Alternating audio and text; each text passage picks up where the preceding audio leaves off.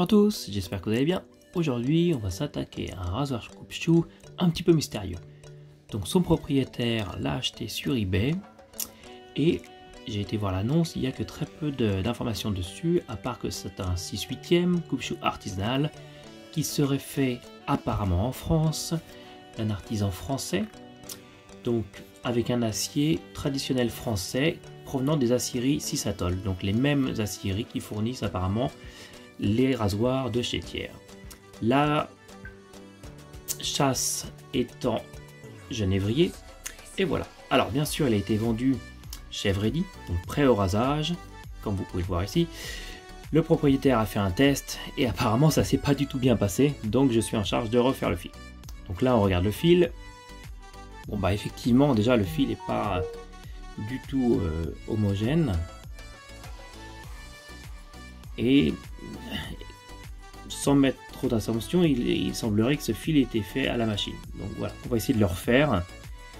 Par contre, de ce fait, on va devoir prendre une pierre qui est assez agressive. Si c'est un acier qui vient de Thiers, je m'attends à ce que ce soit un acier très dur. Et de ce fait là, on va partir sur une Atoma 400, une diamantée. Ne voulant pas passer 3 heures à refaire le biseau depuis le départ. Donc comme à mon habitude, je vais prendre le feutre et le scotch. Ah non, j'avais oublié quelque chose. Le propriétaire souhaite que je n'utilise pas de scotch. Il préfère qu'on fasse une méthode sans scotch. C'est son choix. Donc on va le respecter. Il faudra juste faire attention de ne pas trop forcer sur le dos pour pas le limer. Donc on utilise le feutre légèrement sur la partie du fil. Ce qui va nous permettre de voir si la lame est vrillée ou pas. Donc voilà, vraiment une infime partie. Et quand on va le passer sur la pierre, si le feutre part bien de partout, c'est que la lame est bonne. S'il ne part pas bien de partout, c'est que on va devoir se concentrer sur certaines autres parties de la lame afin de essayer de refaire un biseau le plus droit possible. Donc là on a juste remis légèrement à zéro le fil en le passant légèrement sur la lame. Et donc c'est parti, on y va sur l'Atoma 400.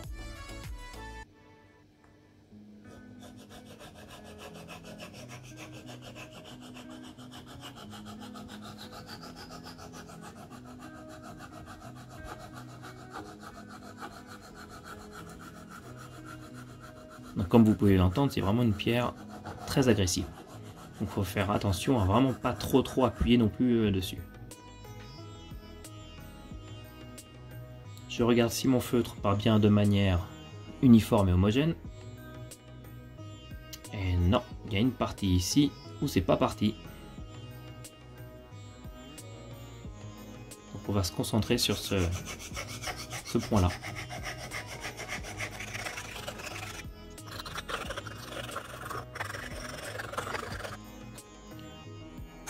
Donc effectivement, c'est bien un acier très dur et ce qui correspond à ce qui est marqué dans la description.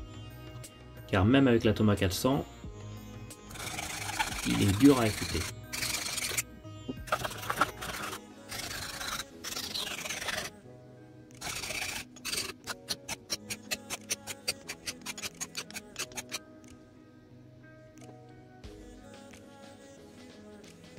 Donc là, le devant va avoir besoin d'un coup encore et l'arrière. C'est vraiment pas simple là pour refaire un biseau correct. On l'avait vu de toute façon sur le biseau d'origine où il y avait des parties qui étaient beaucoup plus larges que d'autres. Le centre avait été très peu biseauté. Donc pas trop étonnant que le rasage n'ait pas été très confortable.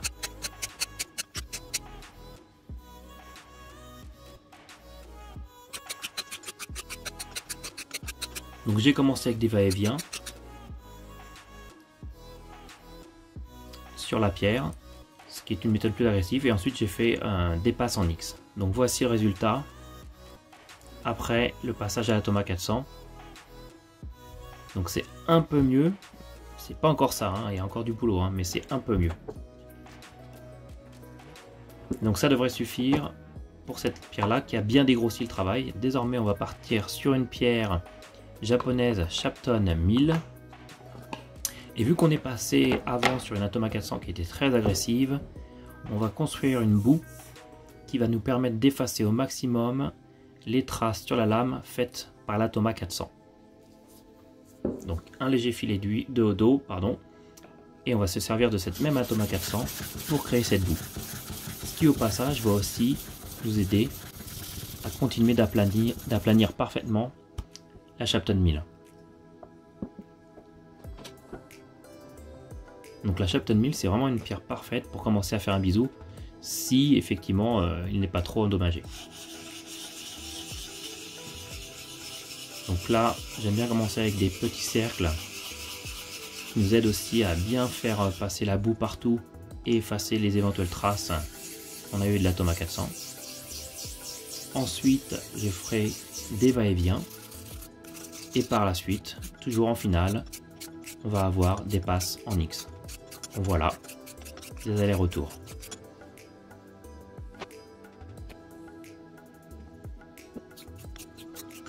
Donc ça confirme vraiment que c'est une lame avec un acier très dur, hein. On doit appliquer une certaine pression dessus pour arriver à un résultat.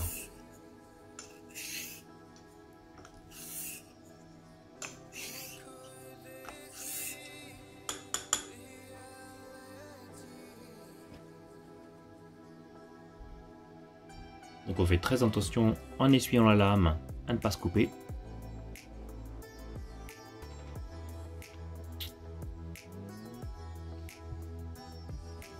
Donc voilà, là on a bien ébavuré, on a réussi à enlever la majeure partie des traces laissées par l'Atoma 400. Et logiquement, si on a fait un bon boulot, à partir de la 1000, on doit pouvoir vérifier si on peut se couper les poils du bras à la volée, sans toucher la peau.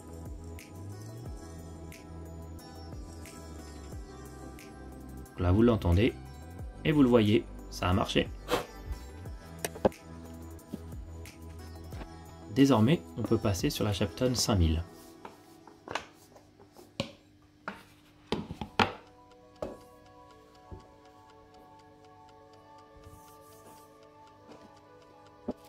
Donc pareil, vu qu'on a l'Atoma 400 à portée de main, on va l'utiliser pour faire une petite boue. Ce qui n'est pas forcément ce que je fais souvent, mais c'est vrai que ça aide beaucoup à effacer les traces des pierres précédentes. Donc là, je tiens la lame comme vous voyez aussi sur la lame. C'est pas forcément pour mettre beaucoup de pression, mais pour s'assurer que la lame est bien plate à tous les endroits sur la pierre. Donc là, ce sont des passes en X. Au fur et à mesure, je mets de l'eau pour couper justement cette boue pour arriver à la pierre 5000 de base.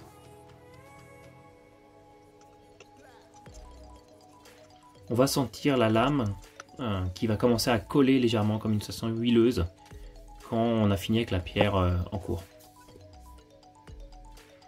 Donc voilà, là on part sur une pierre japonaise naturelle, l'Iwatani LV5. Donc une LV5, c'est une pierre qui est très dure, faite pour les rasoirs. Donc elle est beaucoup plus petite et beaucoup moins large qu'une Shapton, vous le voyez.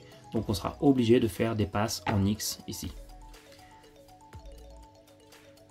Donc la différence avec les autres pierres, c'est que si on va créer une boue directement, et donc on va commencer par la Tenju qui correspond à un grit aux alentours de 7000, 8000.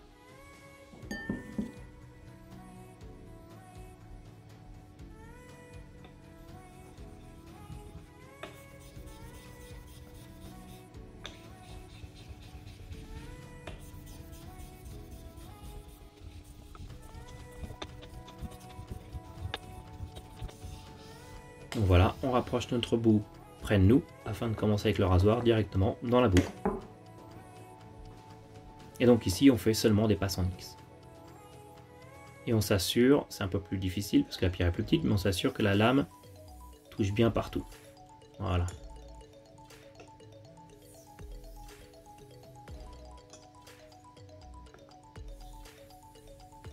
Donc ça sert à rien d'aller vite. Le but c'est d'avoir un bon geste.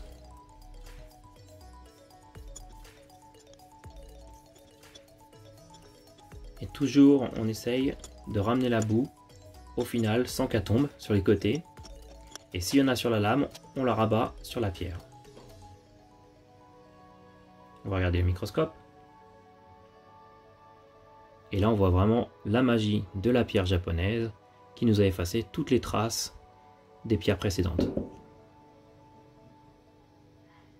Donc là, on passe sur la Mejiro, donc qui est un grit autour de 9000.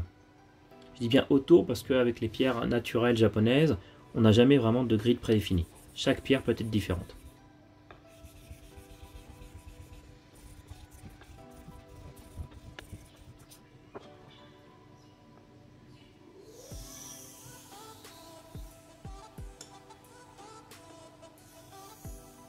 Voilà, on fait un geste appliqué, on remet toujours la boue qui s'est déposée sur la lame, sur la pierre. Ça nous évitera de refaire une boue toutes les 2 minutes.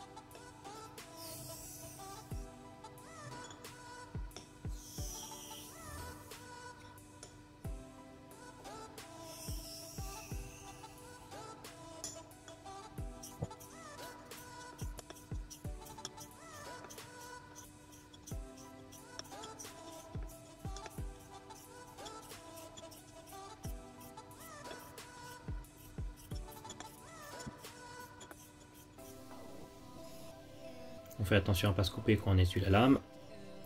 On la regarde. On voit que le faisceau de lumière passe bien.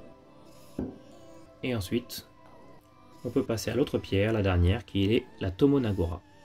Donc Tomonagura, qui varie autour de 10 000. Donc ce qui est la pierre la plus dure, qui va nous permettre de montrer une boue vraiment très fine. Donc la différence par rapport aux deux autres boues, c'est que celle-ci fait une boue un petit peu marron, comparé aux autres, elle était bien blanche.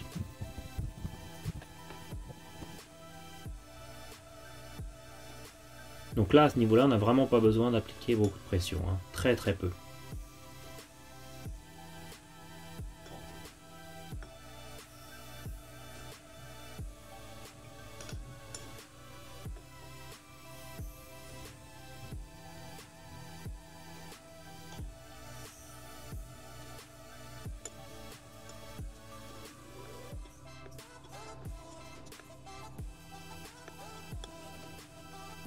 Donc celle-ci, au fur et à mesure, on va la couper jusqu'à arriver à une boue quasi claire, à une eau d'ailleurs transparente, et arriver sur la pierre de base directement, la Iwatani LV5, donc qui nous amène à plus de 12 000 dessus.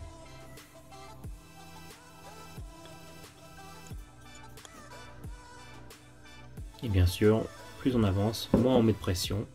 On s'assure juste que la lame touche bien partout et que tout l'étendue du fil est bien couvert par la pierre.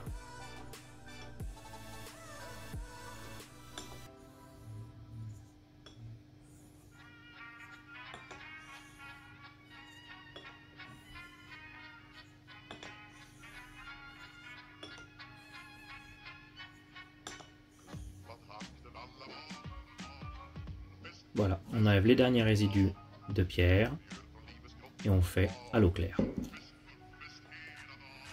Donc ça, c'est vraiment la dernière étape de finition.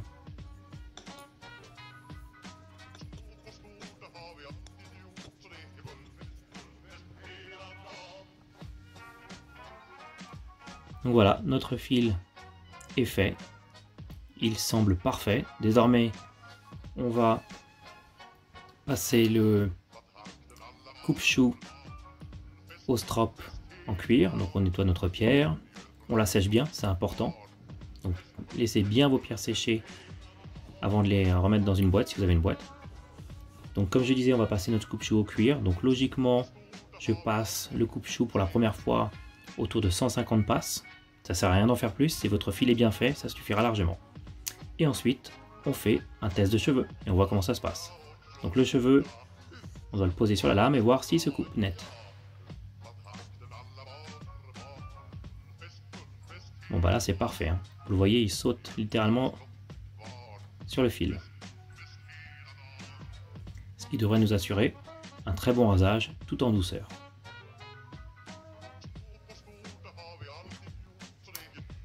Et effectivement, donc j'ai ensuite fait un rasage test avec un set de chez Ariana et Evans. et j'ai vraiment eu un rasage parfait. Donc ça nous a pris un peu de temps, on a passé beaucoup de temps à faire le biseau, mais ça a fonctionné. À bientôt, au revoir.